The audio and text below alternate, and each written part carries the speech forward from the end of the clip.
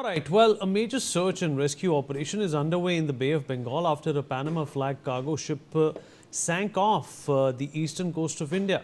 The MV Ocean Winner was carrying around 72,100 tons of iron ore when it sank about 445 kilometers from the Paradip port in Odisha.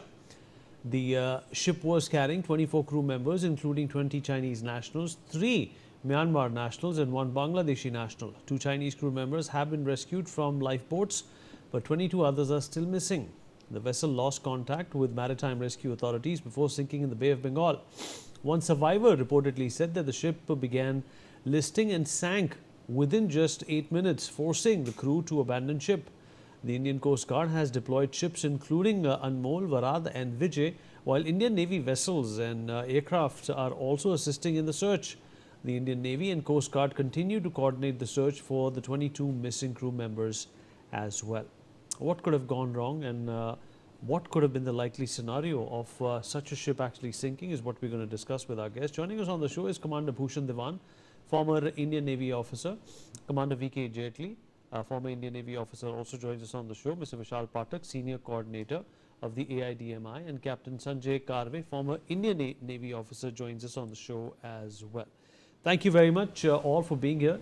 Commander Dewan, I'll begin with you. So what do you think actually happened over here? The most perplexing part of this entire instance is that it only took 8 minutes for this ship to sink. What do you think could have happened? So what was so drastic that something like this happened and the crew, 20 of them, did not get an opportunity to save themselves?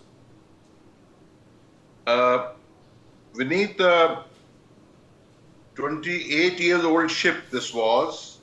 Maybe it was not in a state of great repair. Earlier it was some other name, some crown, something. It's been bought over by this new company. And what it looks to me that there has been corrosion in the hull. As a result, there's a big puncture in the hull. And once you have so much weight already, fully loaded it was, some 22,000 tons. But some reports are talking about 1,700 tons. 1,700 is very small. This was a 220-meter length and 30-meter width ship.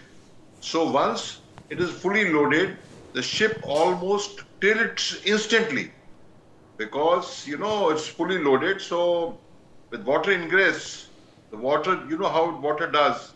Even though in the ships, whether warships or merchant ships, ships are divided into watertight compartments, some 7, 8, 10 compartments. So that if the water enters in one compartment, it remains there. Otherwise, water will flow to the one end of the ship and ship will tilt. But obviously in this bulk carrier, there won't be so many watertight compartments because bulk cargo itself, by its nature, is like a huge, you know, mound of things being stored, whether it's iron or iron bars, in this case, iron ore. It was going to China, some reports is Singapore. So this is perhaps in a state of disrepair to my mind, and a puncture in the hull has created this ship to sink almost instantly. If there's a puncture in the hull, the instant sinking with a small tilt is not unexpected. It is expected. It is bound to happen like that. But yet the causes are not known. But these are estimates or guesses, guesstimates, so to say. Time will tell, but I can maybe in your next. But the P8I which has been used, with P8I, discovery of the lost vessel, sunk vessel, and discovery of the survivors who may be floating around on the rafts. These 2 Chinese survivors were floating around on the raft. The P8I is a superb instrument to detect even small disturbances, small rafts, small things, some loose debris also, and in a huge area, almost 900,000 nautical miles area, which is a very unique thing about P8I. It has got the sharp eagle eyes, and if that has not been detected for 12 hours after the sinking, chances of detecting more survivors is very poor. And there has been P8I has been proven itself in many other cases.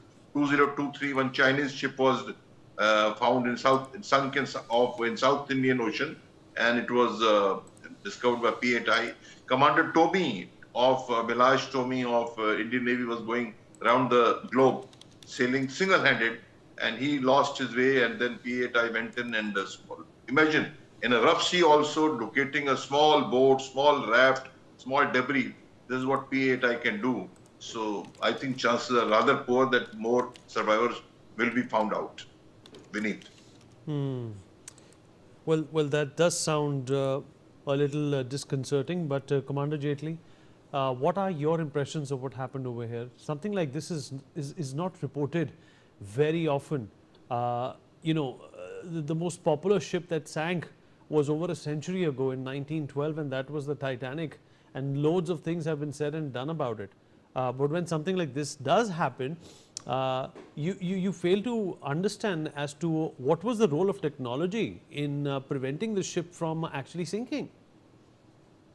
See, the Bay of Bengal is famous or infamous for the very severe southwest monsoons. The sea becomes very, very rough in Bay of Bengal during this time, let me tell you. And I can imagine if the ship has sunk, obviously there must have been severe tilt, what we use the word listing, one way. And the moment, those who know about the stability of the ship, there's something called meta center. And the center of gravity, as far as they are in the same line, and even if they go here with there, but as far as CG is below, perfectly fine. But list, if it goes beyond a certain limit, what we use the word, the role of no return, then, it just tilts on the other side and water starts getting into the ship from top of the ship, in fact, from the upper decks, and then nothing can save it after that. So there are two chances. One, because of the cargo inside, which became a bit like fluid. So because of rolling and pitching, it just swings in one direction. And because of that, it finds that no way of return. And second option is, even the hull could have been breached by severe sea waves, because the sea state can go to 5, 6, 7 during these monsoons. So it may have damaged the hull also. And through that also, the sea water would have gone inside. And that is what they say. And there must be some of the sailors and the other people who must be a little bit below decks. They must be rushing to the top. Probably they didn't get chance even to come out. So as the search operations are still going on, it's already more than 4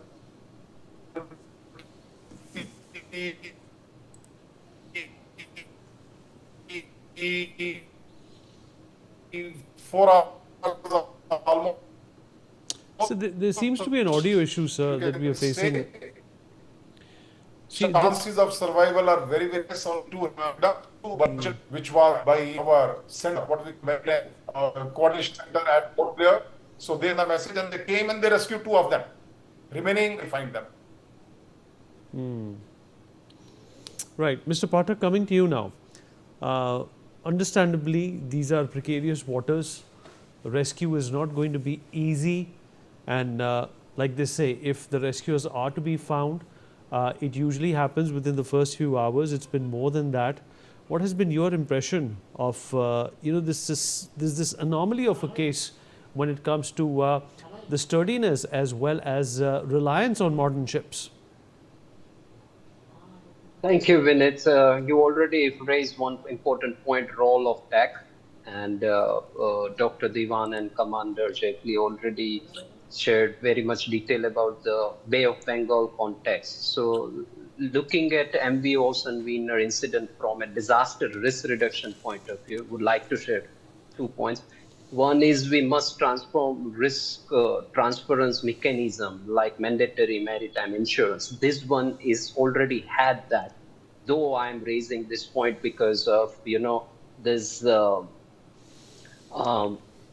very much important because into active life-saving enforcement tools for the thousands of smaller regional cargo vessels and coastal crafts that operate outside rigorous safety audits in the same region. So that is very much important. Another one point is India has already provided brilliant policy blueprints for this under its G20 presidency with the Chennai high-level principles for a resilient blue economy. So by operationalizing these high-level frameworks through our information fusion center, we can actively track the safety compliance profiles of transiting fleets, bridge the gap with the national disaster management architecture, and also protect seafaring lives before they are ever forced to deploy a life raft. Thank you. Okay, fair enough. Captain Carvey. Captain Carvey, if you're there with us. Yeah, Bennett. Captain Carvey. Bennett? Yeah, Captain Carvey, your impression, sir, of what really happened over here. A 28-year-old ship is not that old. Well, we really would not know what really happened till the time we speak with the two survivors, who I believe have been picked up by another merchant ship, which was directed to P8I. Couple of things which your viewers need to understand is the ship was carrying a Group A cargo. Now, Group A cargo is something which consists of a solid bulk material, but which can easily liquefy when it comes in contact with even a little bit of moisture, not water, little bit of moisture. This iron ore fines is considered to be a very dangerous Group A cargo because it has a tendency to take in moisture. This particular ship was also flagged in 2022 for structural deficiencies, and it was retained at a port for about a week to look after those structural deficiencies. Now, there could be a case where those structural deficiencies, only a part-time or a patch-up work was done, and as the previous colleagues have stated, Bay of Bengal is not a very comfortable sea to sail, and the ocean is a very hard taskmaster. Monsoons are going on. If there was a heavy roll and for some reason some moisture ingress has taken place, this entire iron ore fine would liquefy into a gel, and if it shifts to one side of the ship, it's very easy for ship to roll over. Now 7 to 8 minutes or 8 to 12 minutes is the timing, what approximation they are giving. This only means one thing, that the ship, the center of gravity has moved. The ship has reached a rolling point beyond which it could not recover on its own. That can only happen where this particular iron ore has ingressed moisture and become like a gel, and it is just moved to one side. In a merchant vessel, unlike a warship, normally at night time, everyone is below decks except the bridge watch. That is 3 or 4 people would be on the bridge that is above the water level. So to my mind, it is highly unlikely that there would be any survivors found. We have already crossed that window of survival at sea. And with the waves being rough, there would be high drift also.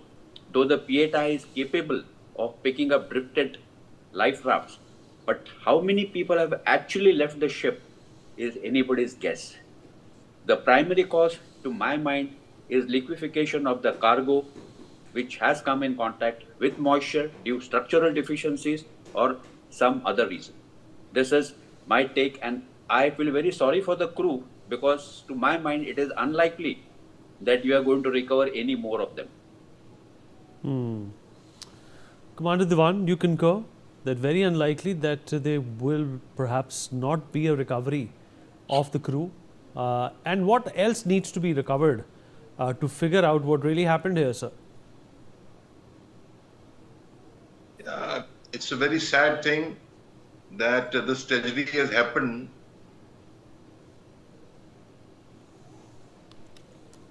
There has been insufficient exercise of due care because rough sea in this season is a well-known thing. It is not happening this time in August 2026. It happens always. The way cargo behaves, iron ore behaves is also well known. So, but there is slight doubt that, this ship is whether the ship was indeed meant for sailing on high seas, or it was a coastal kind of operation it is meant to carry. It was meant to be. But to that extent, this 225 meters length ship is not a big ship at all. And for it to carry, I mean, this is what comes to my mind in the first go. For this vessel of this size to carry over to Singapore or maybe to China, I mean, it's not doesn't look viable on the face of it. I mean, unless are they carrying any secret cargo or what have you? It's 220 meters, and to be going across the oceans. So in all, it looks to me there are several causes that insufficient care has been exercised in allowing this ship to sail and move on this voyage. And respect, yes, I have been on these eastern Bay of Bengal. It's a very rough area, indeed, rough seas during monsoons. Rolling pitching is high. So there are multiple causes. Even the ship's integrity, watertight integrity, how much it is checked. Of course, we all know there are inspections before there are checklists, SOPs to see that seaworthiness is established. Like in aircraft also, airworthiness is established before the ship is asked to take off. But you know how life is, for sake of money, people, for sake of time, people, many times the checklists are filled like that. So this kind of, and I think in a small ship of this kind, maybe checks have not been done so seriously, more casually. In a bigger ship, more things are done more systematically, more carefully. So there are more than one factors into this, but it's only a lesson for future. But the survival chances are indeed, sadly, regretfully, dim. Commander Jaitley, what are some of the learnings, the lessons that can be learned from this mishap?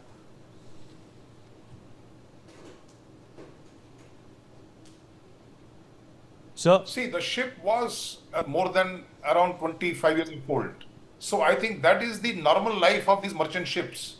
This ship should have gone to Allang by now for shipbreaking yard, which is there. So I don't know why the company was still trying to pull on somehow. And there are reports that its last refit also, some deficiencies were pointed out. And how far particularly ships have a much, after 20 years, I think within 25 years definitely it should go to the shipbreaking yards, and they should not be sailing at all, because no amount of precautions that can lead to the survivability of the ships under such severe conditions which exist in Bay of Bengal during the monsoons. After all, it is the safety of their crew that will be scary, and they should be punished, and maybe their license should be cancelled. The company which was operating it. Mr. Pathak, what kind of consequences should this company face? You heard Commander Jaitley say that this was a ship that should have been sent to the yard, should have been broken down, but it was still operational. There were obviously some serious lapses which the company ignored. And of course, when it comes to corporate greed, we all know this is something extremely normal. It happens with airlines, it happens with trucks, it happens with loads of other transportation modes as well. And this time it's happened to a ship. Yes, and therefore our focus must evolve from purely reactive deep sea response to adaptive governance, already Dr. Diwan shared, and predictive mitigation aspects.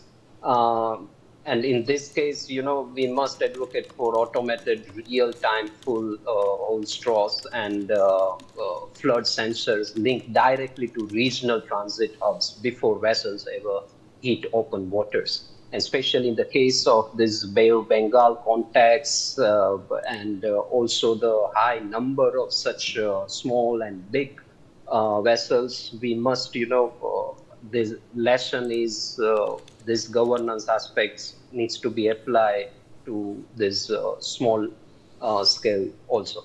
Thank you.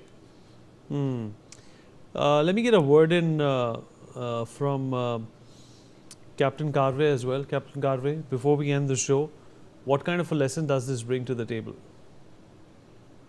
There are a couple of lessons. The India Met Department had issued a warning of a low pressure in central Bay of Bengal with warning for high rains and rough seas.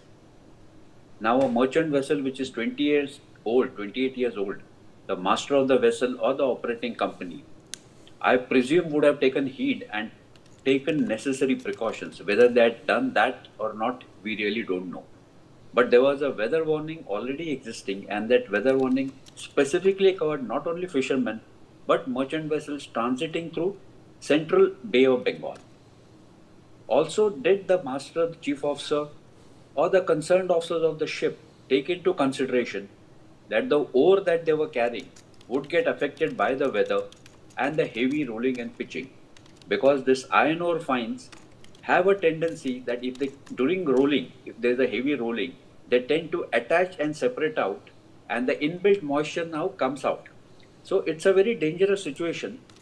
So we need to ensure, or we need to have that thought in our mind, that rules or the standard operating procedures are laid down with a reason. They are not meant to be broken. Unfortunately, more often than not, commercial interests take precedence. This ship had already operated to Indonesia, Oman, so it was not that the ship was not operating on high seas. It had already been to Hong Kong also. But the sort of weather that it was transiting through, that probably has caused this severe loss of life and a loss of hull, where the lessons are very obvious. Please respect weather, please respect the sea. Weather is something which no automation can control, and you really cannot predict how the weather would behave, especially when you have a Class A cargo on board. All right, fair enough. Gentlemen, thank you so much. Appreciate all of you joining in and sharing your thoughts. We'll take a very short break on that note. Be right back.